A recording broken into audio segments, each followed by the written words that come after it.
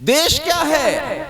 ये देश एक बड़ी समस्या है। हमारे लोग यही नहीं जानते कि देश किसे कहते हैं।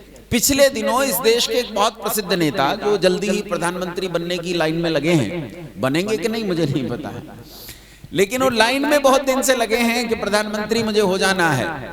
तो वो ब्रिटेन में गए और वहां एक यूनिवर्सिटी है, कैम्ब्रिज यूनिवर्सिटी। उस कैम्ब्रिज यूनिवर्सिटी में बैठकर वो बोले कि भारत कोई राष्ट्र थोड़े, भारत कोई राष्ट्र नहीं है, फिर क्या है भैया? तो कहता है ये तो टुकड़े टुकड़े राज्यों का संघ है। भारत तो टुकड़े टुकड़े बटे हुए राज्यों ने आपस में जोड़कर एक एग्रीमेंट कर लिया और इसी एग्रीमेंट का नाम राष्ट्र है, रिपब्लिक यूनियन ऑफ इंडिया। ये है राष्ट्र। राष्ट्र तो खंड खंड बटे हुए राज्यों ने आपस में मिलकर एक आम सहमति बनाई कि हम मिलकर चलेंगे। तो ये जो एक संघ तैयार हुआ, इस संघ का नाम भारत है, राष्ट्र है। ये राष्ट्र है ये नहीं, फिर क्या है? राष्ट्र नहीं है तो क्या है? सवाल यह खड़ा होता है, राष्ट्र नहीं है तो क्या है? क्या देश है? अच्छा तुम सोचो, आप लोग सोचो तो, देश और राष्ट्र, राष्ट्र और देश अलग अलग है क्या या एक ही? ये पर्यायवाची है एक दूसरे के। देखो माता जी कह रही है पर्यायवाची, मैं नहीं मानूंगा माता जी की बात इतनी जल्दी मैं कुछ भी मानता ही नहीं। ये कह रही है पर्यायवाची हैं। क्या राष्ट्र और देश परस्पर एक दूसरे के पर्यायवाची शब्द हैं, या फिर ऐसा है कि कोई एक दूसरे पर आधारित है, या दोनों एक दूसरे पर आधारित हैं, या किसी एक की कोख से कोई दूसरा इनमें से पैदा हुआ है, या फिर ऐसा है कि राष्ट्र और देश का आपस में कोई संबंध नहीं? ये दोनों बिल्कुल अलग अलग शब्द हैं और अलग अलग अर्थ के वाचक हैं, अलग अलग अर्थ के वाचक हैं। इनका कहना कुछ और है, देश कुछ और कहता है, राष्ट्र कुछ और कहता है। आखिर क्या है देश और राष्ट्र? बड़ी समस्या हो। नेताजी ने बड़े फंसा दिए। पहले तो नेताओं ने फंसाया हमें इंडिया और भारत में, और फिर फंसा दिया राष्ट्र और देश में, और यही समझ में नहीं आता कि राष्ट्र किसे कहते हैं, देश किसे कहते हैं। अच्छा और समझने का प्रयास करते हैं कि राष्ट्र और देश किसे कहते हैं। पर उससे पहले मैं एक प्रश्न पूछना चाहता हूं, उत्तर देना मुझे। ये युग कौन सा चल रहा है? अरे बोलो, ऐसे क्यों बैठे हो? देखो पीछे तक लोग ऐसे बैठे हैं, मुझे यूं देख रहे हैं, मंगल ग्रह से एलियन आया। बोलो ऐसे मत देखो आश्चर्य से, बोलो कौन सा युग चल रहा है? कलयुग चल रहा है। और कलयुग कैसा युग होता है? बोलो अच्छा कि बुरा? कलयुग में सब कैसे लोग रहते हैं? दोनों ही रहते हैं। और सतयुग में? सतयुग में सब अच्छे रहते हैं। अच्छा देखा नहीं है, ये कहती है सतयुग में सब अच्छे रहते हैं और कलयुग में सब बुरे रहते हैं, या फिर ऐसा है कि कलयुग में अच्छे भी रहे? अच्छा सब बुरे इन्होंने इसलिए नहीं कहा कि मैं भी फंस जाऊंगी। असल में कहना तो माता जी यही चाह रही थी कि कलयुग में तो एक भी आदमी ढंग का नहीं, ये सब गुंडे बदमाश। लेकिन माता जी को लगा कि अपन भी उसी गिनती में आ जाएंगे, तो माता जी ने कहा कुछ अच्छे भी हैं मेरे जैसे लोग, हम तो अच्छे भी हैं, और बाकी ये सब एक गुंडे बदमाशों की भीड़ इकट्ठी हो गई। क्या है कलयुग और क्या है सतयुग? सुनो ध्यान से सुनो। कलिह शयानो भवति, ब्राह्मण ग्रंथ कहते हैं कलिह शयानो भवति संजिहानस्तु द्वापरः उत्तिष्ठन् त्रेता भवति कृतं संपद्यते चरन् चरैवेति चरैवेति चरैवेति। क्या कहता है ब्राह्मणकार? ब्राह्मणकार कहता है कलिह शयानो भवति, जो आलस्य में, नींद में, प्रमाद में, नशे में है, सोया हुआ है, वो कौन से युग में है? वो कलयुग में है। ये मैंने तुम्हें इसलिए सुनाया क्योंकि अभी अभी 3 वक्ता 4 वक्ता बोलकर चले गए, बीच में अधिकारी महोदय भी आए थे, वो भी बोलकर चले गए। अब मैं सबसे अंत में बचाऊं, तो तुम ये सोच रहे हो भैया जल्दी निपटा, हम घर चले, नींद आ रही है। तो मैं इसलिए जगा रहा हूं कि तुम में से जितने नींद में हैं वो कौन से युग में है? वो कलयुग में है। अब तुम्हें तय करना है तुम्हें कौन से युग में जाना है। जो नींद में, नशे में, आलस्य में, प्रमाद में है, विचारहीनता में है, जो सोच विचार नहीं सकता, वो कलयुग में है। और जो इस नींद, नशे, आलस्य, प्रमाद को छोड़ दिया और इससे बाहर आ गया, उसके लिए कौन सा युग है? संजिघानस्तु द्वापर, जो उठ बैठा उसके लिए कौन सा युग? द्वापर। और जो इस नींद, नशे, आलस्य, प्रमाद को छोड़ने के बाद विद्या को जान गया है, सच क्या है, झूठ क्या है, इसे जान गया है, वो कौन से युग में आ गया?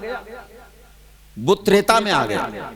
और जो इस सच को जानकर उस सच के आधार पर सत्य कर्मों को संपादित करना शुरू कर देता है, उनका मीठा फल भी भोगता है, वो कौन से युग में है? वो सतयुग में या कृतयुग में है। अब ध्यान से सुनो, एक ही परिवार में एक ही दिन में 4 अलग अलग योग 4 अलग अलग युगों में हो सकते हैं, हाँ के ना? एक ही परिवार में एक ही दिन में एक ही समय में 4 अलग अलग लोग 4 अलग अलग युगों में हो सकते हैं। एक ने पी रखी है, कौन से युग में? कलयुग में। एक उठकर बैठ गया, नहीं ये पीना वीना नहीं है भाई, बेकार की बात है, मैं कुछ अच्छा करने की तरफ बढ़ूंगा, अच्छी सी पुस्तक लाओ, मैं पुस्तक पढ़ूंगा। ये उद्यत हुआ पढ़ने के लिए, जानने के लिए उद्यत हुआ, कौन से युग में? द्वापर में। और इसने पढ़ लिया, सत्य असत्य का निर्णय कर लिया। अब ये कह रहा मैं सत्य असत्य को जान गया हूं, असत्य को छोड़ दूंगा, सत्य का ग्रहण करूंगा, ये कौन से युग में? और एक आदमी जिसने सब सच जान लिया है, निरंतर पुरुषार्थ और परिश्रम कर रहा है, स्वयं भी सुख भोग रहा है, अपने परिवार जनों को भी सुख भोगवा रहा है, ये सतयुग में है, कृतयुग में है। बात समझ में आई? और इसके अलावा समय को नापने की इकाई का नाम भी समय होता है। 60 सेकंड की 1 मिनट, 60 मिनट का 1 घंटा, 24 घंटे का 1 दिन, 7 दिनों का 1 हफ्ता, 4 हफ्तों का 1 महीना, 12 महीने का 1 साल, 10 सालों की 1 दशाब्दी, 100 सालों की 1 शताब्दी, 1000 सालों की 1 सहस्त्राब्दी, इसी तरह 4,32,000 साल के समय को कलयुग कहते हैं। समय को नापने की इकाई, अच्छा बुरा कुछ नहीं होता। सब समयों में अच्छे बुरे लोग रहा करते हैं, सतयुग में भी अच्छे बुरे लोग हैं और कलयुग में भी। ये तो एक के पीछे एक चले आते हैं। 4,32,000 साल का समय कलयुग, इससे 2 गुना द्वापर, 3 गुना त्रेता और 4 गुना सतयुग, और एक के पीछे एक चले आते हैं। जब कलयुग खत्म हो जाएगा तो अब कौन सा युग आएगा? मान लो कल सुबह कलयुग खत्म हो जाए तो उसके तुरंत बाद कौन सा युग शुरू हो जाएगा? सतयुग। सतयुग के बाद त्रेता, त्रेता के बाद द्वापर, द्वापर के बाद कलयुग, और कलयुग के बाद फिर से सतयुग आ जाएगा। ये तो एक के पीछे एक। अच्छा, सोमवार के पीछे मंगल, मंगल के पीछे बुध, बुध के पीछे बृहस्पति के पीछे, शुक्र के पीछे शनि, शनि के पीछे रविवार, और रविवार के बाद फिर से क्या आ जाता है? सोमवार। जैसे लोग रविवार की रात्रि में सोए हैं वैसे ही लोग सोमवार की सुबह में उठेंगे। अच्छे सोए हैं तो अच्छे उठेंगे, बुरे सोए हैं तो बुरे उठेंगे। बात समझ में आ गई कि नहीं आ गई? अब हमें विद्या को जानना है, इसलिए कम से कम एक काम करो, तुम लोग कम से कम द्वापर में आ जाओ, कलयुग में नहीं रहना। देखो पड़ोस में कोई कलयुग में तो नहीं है, झपकी ले रहा हो। जो झपकी ले रहा हो कौन से युग में है? कलयुग में। तो अपने पड़ोस में देखते रहना, जो कलयुग में जाए उसे झंझोड़ कर द्वापर में खींच लेना। तुम्हारा कर्तव्य बनता है कि वो कलयुग में न जाने पाए। अब आइए चर्चा करते हैं इस बात की कि देश और राष्ट्र अलग अलग हैं कि एक हैं, क्या हैं क्या नहीं है। ध्यान से सुनो बंधुओं, देश कहते हैं स्थान को। देश किसे कहते हैं? स्थान कहीं भी हो सकता है। ये मैं यहाँ एक बिंदु रख दूं, इतना सा भी स्थान हो सकता है और बड़ा भी स्थान हो सकता है। किसी के पास 2 फीट जगह है, ये भी स्थान है। किसी के पास 2000 फीट जगह है, ये भी स्थान है। उपासना विषय को समझाते हुए ऋषि मुनि लोग, आचार्य लोग कहते हैं कि शरीर के किसी एक देश में मन को टिका कर, इसका मतलब देश तो शरीर में भी होता है। जगह का नाम देश है, स्थान का नाम देश है। जहां भी कुछ स्थान होगा, मैं एक पेंसिल लूं, एक जगह पर टिका दूं, जहां मैंने टिकाया उस पेंसिल को, मानो वही जगह देश है। देश बड़ा भी हो सकता है और छोटा भी हो सकता है। अब राष्ट्र पर आते हैं। सुनो, राष्ट्र 4 चीजों से मिलकर बनता है।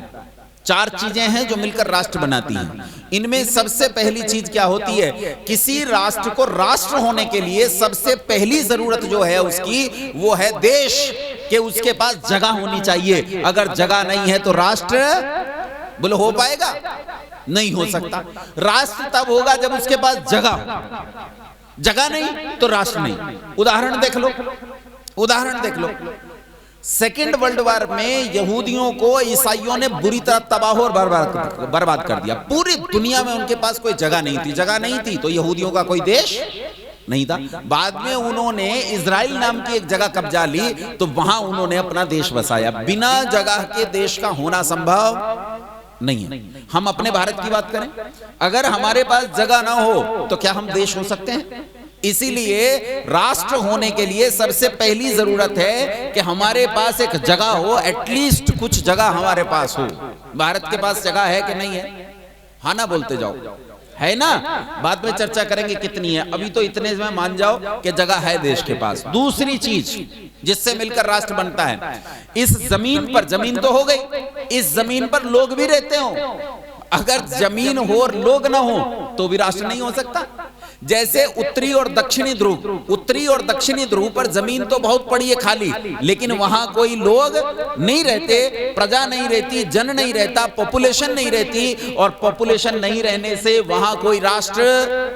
मंगल ग्रह पर जमीन तो बहुत है भाई, चांद पर जमीन तो बहुत है, लेकिन लोग नहीं रहते, इसीलिए चांद पर कोई राष्ट्र नहीं है। जहां लोग हैं वहां जमीन के साथ मिलकर राष्ट्र बनाते हैं। दो घटक हो गए। पहला घटक बोलो क्या है? यूं मत बैठो।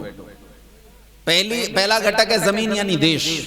जमीन यानी अरबी में जमीन कह लो और संस्कृत में देश, यानी पहला घटक है जमीन, दूसरा घटक है जमीन पर रहने वाले लोग, तीसरा घटक इन लोगों का इस जमीन पे मालिकाना हक होना चाहिए।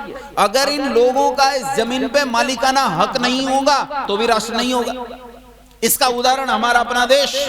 आज से 90-100 साल पहले जाओ, हमारे देश के पास जगह थी, लोग थे, पॉपुलेशन थी, लेकिन उस पॉपुलेशन का इस जमीन पे मालिकाना हक नहीं था। किसका था? अरे बोल पड़ो, अंग्रेज कौन होते हैं? ईसाई बोलो, डरे डरे क्यों बोलते हो? ईसाइयों का और मुसलमानों का। किनका हक था? ईसाइयों का और मुसलमानों का। मुसलमानों का भी था। देश जब आजाद हुआ तो 3 रियासत तो मुसलमानों के कब्जे में थी। जूनागढ़ की रियासत थी, हैदराबाद की रियासत थी, और राजा जम्मू कश्मीर का हिंदू होने के बावजूद भी ये रियासत भी उनके जबड़ों में थी। ये एक समस्या थी। और इसके अलावा जो ईसाई थे उनका शासन था। हमारे पास जमीन थी लेकिन उस जमीन पे हमारा मालिकाना हक नहीं था। मुसलमानों के काल में हमें जजिया कर देना पड़ा। हाँ ना बोलो, गर्दन हिलाओ। मुसलमानों के काल में हमें कौन सा कर देना पड़ा? जजिया कर देना पड़ा, क्योंकि जमीन हमारी नहीं है, ये उन्होंने घोषणा कर दी। और ईसाइयों के काल में कितने टैक्स देने पड़े उनकी कोई गिनती नहीं है। फर्स्ट वर्ल्ड वॉर के बाद जो सेकंड वर्ल्ड वॉर हुआ, सेकंड वर्ल्ड वॉर में ब्रिटेन की जो रीढ़ टूटी उसका सारा खर्चा भारत ने उठाया था। ब्रिटेन की जितनी हानि हुई थी उस हानि का सारा खर्च हमने उठाया था। हमारा खून पीकर ब्रिटेन ने अपनी जान बचाई थी। इतना हम पर लागू हो गया था। इसका मतलब 3 घटक हो गए। बोले पहला क्या? जमीन, दूसरा जमीन पर बसने वाले लोग, और तीसरा इन लोगों का इस जमीन पे मालिकाना हक। ये 3 चीजें मिलकर बनाती हैं राष्ट्र का शरीर। क्या बनाती है? ये राष्ट्र का शरीर। लेकिन ये शरीर बेकार का है अगर इसमें आत्मा ना हो।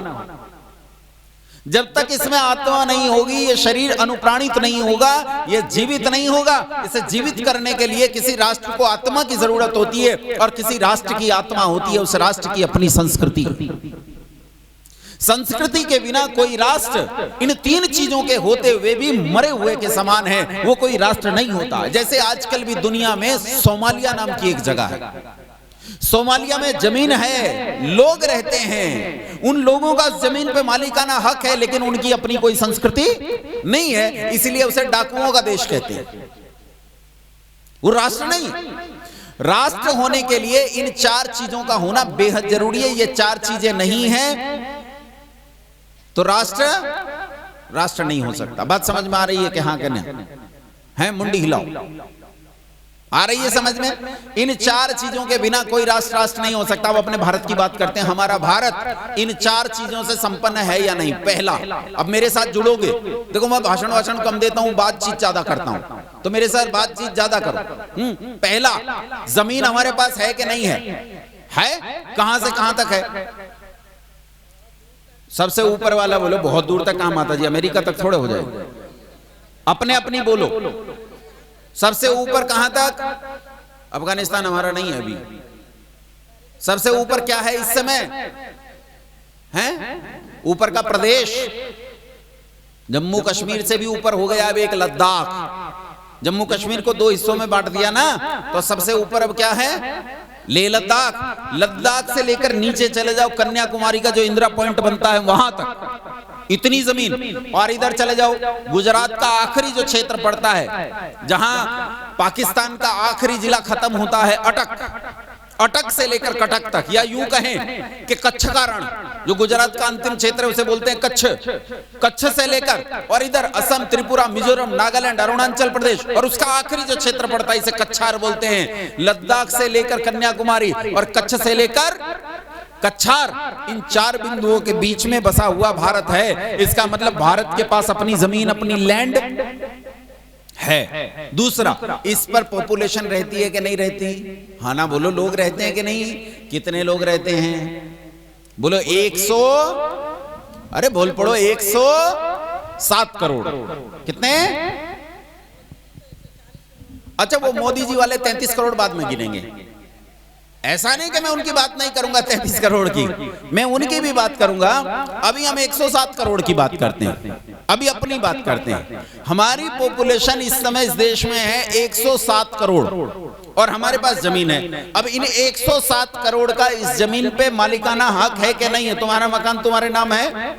हाँ ना बोलो, जमीन तुम्हारे नाम है, ये कैमरा हर्षित के नाम है, चीजें हमारे नाम हैं। इसका मतलब क्या है कि तीसरा घटक पूरा। चौथा, भारत की अपनी कोई संस्कृति है या नहीं है? है, भारत की संस्कृति है और भारत की संस्कृति का नाम है वर्णाश्रम संस्कृति। और ये वर्णाश्रम संस्कृति संसार की सबसे उत्तम संस्कृति है, संसार में सबसे उत्तम सुखदायक संस्कृति है। इससे सुखदायक संस्कृति संसार में दूसरी कोई नहीं है। तो संस्कृति हमारे पास है, आत्मा भी हो गई। इसलिए यह राष्ट्र केवल राष्ट्र नहीं, जीता जागता राष्ट्र पुरुष है और इसे राष्ट्र होने से कोई नकार नहीं सकता। नेताजी कैम्ब्रिज यूनिवर्सिटी में चले गए क्योंकि उनके पास फ्लाइट का टिकट खरीदने के पैसे थे। नेताजी के परिवार के लोग बहुत बड़े आदमी हैं, उन्होंने इतनी पहुंच बनाई कि वो कैम्ब्रिज यूनिवर्सिटी में बैठने लायक हैं। लेकिन असल बात यह है वो हमारे इस सभा के द्वार पर बैठने लायक नहीं, हमारी चप्पल जूते उठाने लायक नहीं, जैसे ये पता नहीं है कि ये देश राष्ट्र है या नहीं है। ये देश राष्ट्र है और संसार में इस राष्ट्र जैसा राष्ट्र दूसरा कोई नहीं है। ये राष्ट्र था, राष्ट्र है और राष्ट्र रहेगा। इन मूर्खों को कोई समझाए कि राज्यों का संघ कैसे बनता है। ये कहता है, वहां एक आईपीएस अधिकारी मौजूद था, उस आईपीएस अधिकारी ने इसका मुंह तोड़ दिया। उसने, नेताजी ने आईपीएस अधिकारी को किंगडम और नेशन और इन झगड़ों में फंसाने का प्रयास किया, लेकिन वो फंसा नहीं। उसने उसे बहुत अच्छे से समझाया। बंधुओं, ये कहते हैं कि पहले भी भारत गणराज्यों में बटा हुआ था। किसमें बटा हुआ था? गणराज्यों में बटा हुआ था। इसीलिए राष्ट्र तो पहले भी नहीं था, पहले भी टुकड़े टुकड़े था। आज भी 37-38 राज्यों में बटा हुआ है, इसलिए आज भी टुकड़े टुकड़े है। न पहले एक था न आज एक है। लेकिन इस बंधु को संस्कृति से कोई लेना देना नहीं है। जिसकी मां ही देशी ना हो